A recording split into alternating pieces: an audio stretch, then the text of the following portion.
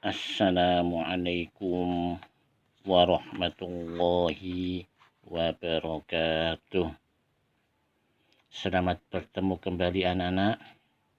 Semoga anak-anak masih semangat untuk belajar.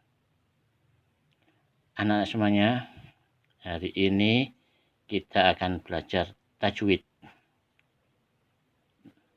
Nah, hari ini tepatnya kita belajar hukum bacaan idhar dan ikhfa. Ya. Perhatikan, dilihat kitabnya halaman 62. Perlu diketahui anak-anak, di dalam membaca Al-Quran itu perlu diketahui hukum bacaannya, cara membacanya, apakah itu jelas atau samar-samar. Nah, kita mulai dengan hukum bacaan nun sukun atau tanwin. Hukum bacaan nun sukun atau tanwin itu dibagi menjadi 4 macam, yaitu idhar, halqi, idgham, iqlab, dan ikhfa hakiki. Untuk idgham itu ada 2 macam, yaitu idgham bi gunnah dan idgham bila gunnah. Nah, mari kita pelajari yang idhar halqi. Idhar menurut arti bahasa, ya, menurut bahasa itu artinya jelas atau terang. Jadi dari pengertian ini sudah jelas bahwa hukum bacaan idhar harus dibaca terang atau jelas. Sedangkan menurut pengertian ilmu tajwid yang dinamakan idhar halqi, yaitu apabila ada nun sukun atau tanwin bertemu dengan salah satu huruf yang 6, yaitu apa saja? Hamzah, ha, ain, ghain, kha. Ada huruf 6 itu. Apabila ada huruf 6 itu, ya, kita baca dengan idhar halqi, harus jelas dan terang. Keenam huruf di atas disebut juga dengan huruf halqi, ya, seperti bagaimana saya sebutkan tadi, idhar halqi. Disebut halqi artinya kenapa? Karena makhrajnya, tempat keluar huruf, ya. Makhraj itu tempat keluar huruf. Huruf-huruf tersebut tempatnya di tenggorokan. Makanya disebut dengan halqi. Artinya tenggorokan. Ya, halqi sendiri artinya tenggorokan. Dengan demikian, bacaan idhar halqi itu adalah huruf nun sukun dan tanwin yang tersebut di atas, ya, bertemu dengan salah satu huruf halqi. Nah, saya ulangi, huruf halqi tadi ada huruf 6. Hamzah, ha, kha, ain, ghain, kha. Itu disebut bacaan idhar halqi. Nah, contohnya apa? Bacaan idhar halqi itu. Nah, bisa dilihat di halaman 64. Di halaman 64 yang atas itu ada contoh-contoh idhar halqi. Yang pertama, ada contohnya min ummatin, ya, min ummatin. Di situ ada huruf nun sukun. Nah, saya ulangi. Di situ tadi, nah, di sini ada huruf nun sukun. Nah, setelah nun sukun ini ada huruf hamzah, nah, atau alif. Maka min ummatin dibaca dengan terang atau jelas.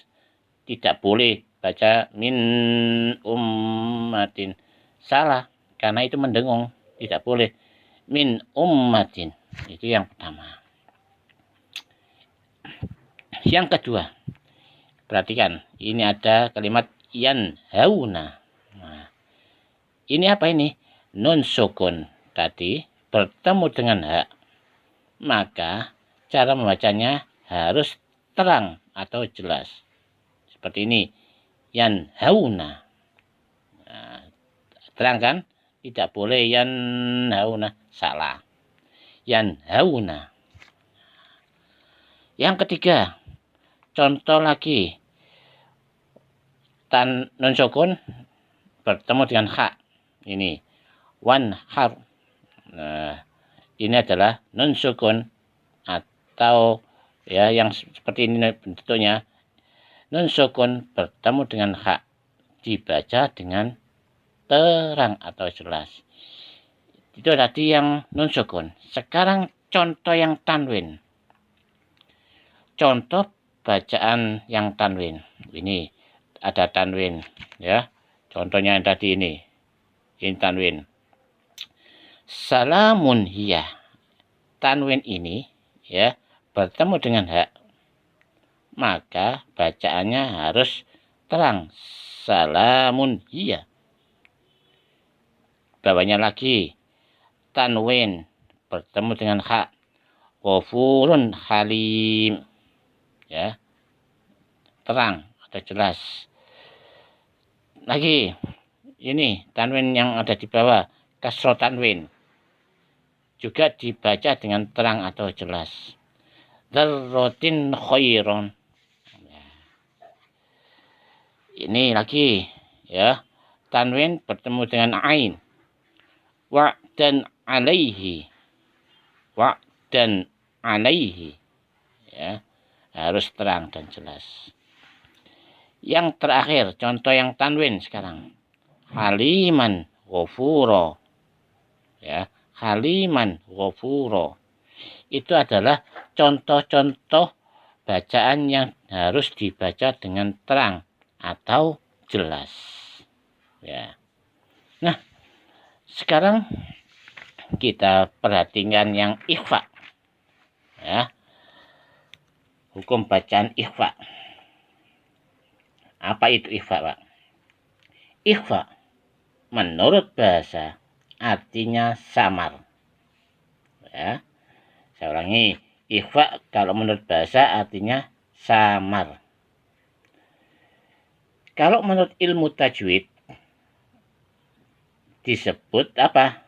Yaitu ikhfa adalah apabila ada huruf nun sukun atau tanwin bertemu dengan salah satu dari huruf yang 15, yaitu ta, sa, jim, dal, zal, zain, sin, shin, sod, dot, to, bo, fa, qaf, kaf. Huruf-huruf yang 15 ini cara membacanya harus samar-samar ya. Tidak boleh terang dan juga tidak boleh idgham. Antara idhar dan idgham sama-sama. Ya, kalau idgham mendengung, kalau idhar jelas. Tapi ikhfa ini cara membacanya antara idhar dan idgham sama-sama. Ya. Contohnya apa, Pak? Contohnya seperti ini. Di sini ada beberapa macam contoh. Ya. Min tahtiha. Ada nun sukun bertemu dengan tak, maka bacaannya harus sama-sama. Min tahtiha. Ya. Tak boleh min tahtiha karena ini bacaan ikhfa, artinya sama-sama. Min thiqatin. Nah, ini adalah bacaan ikhfa. Min thiqatin. Yang selanjutnya, wa man jaa. Itu adalah contoh nun sukun bertemu dengan salah satu huruf yang 15, yaitu huruf ikhfa. Ya. Sekarang yang tanwin, contohnya apa, Pak? Contoh bacaan tanwin yang ikhfa, ya. Nah, yang ikhfa tapi yang tanwin sekarang. Tadi nun sukun. Sekarang tanwin bertemu dengan salah satu huruf yang 15. Contohnya, hailatan. Ya, ini ada tanwin bertemu dengan tak. Hailatan talbasuna. Nah, ikhfa artinya sama-sama, harus samar. Contohnya lagi, bijahalatin summa, ada tanwin bertemu dengan sa, harus samar-samar.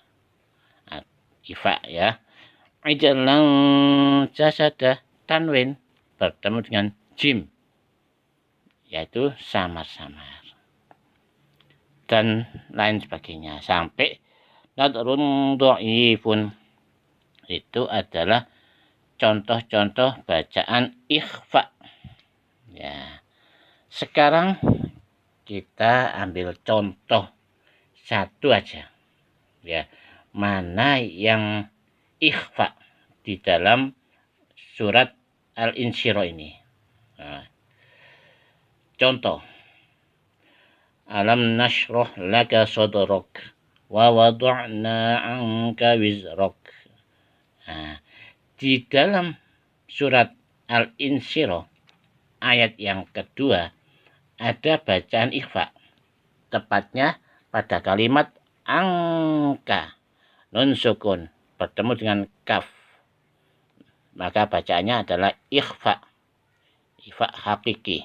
Ya, harus sama-sama. Alladzi anqadha dhahrak wa rafa'na laka dzikrak fa inna ma'al usri yusra. Inna ma'al usri yusra.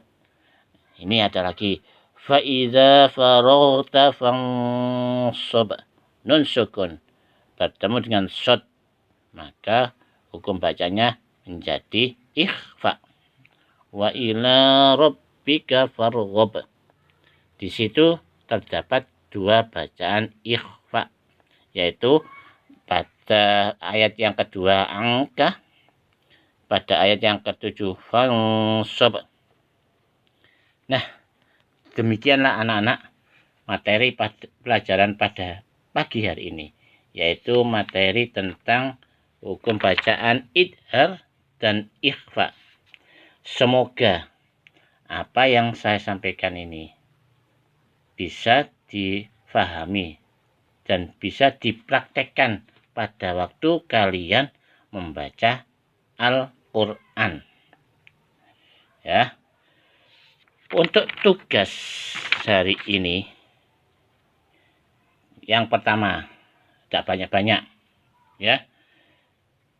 Apa pengertian idhar menurut bahasa? Ya. Yang pertama, apa pengertian idhar menurut bahasa?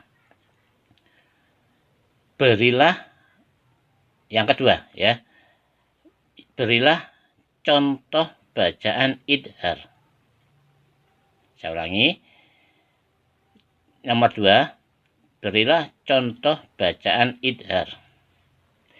Yang ketiga, apa pengertian ikhfa menurut bahasa?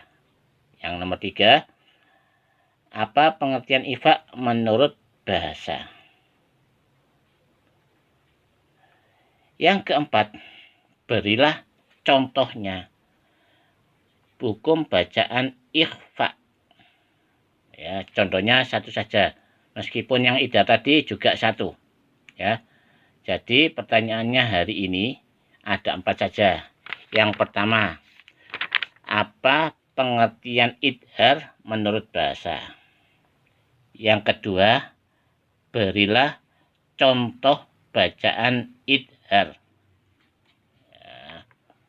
Yang ketiga, Apa pengertian ikhfa menurut bahasa? Yang keempat, berilah contoh bacaan ikhfa. Itu tugas hari ini. Semoga anak-anak bisa mengerjakan tugas Quran hadis ini. Dan saya ucapkan terima kasih. Akhirnya saya akhiri. Assalamualaikum warahmatullahi wabarakatuh.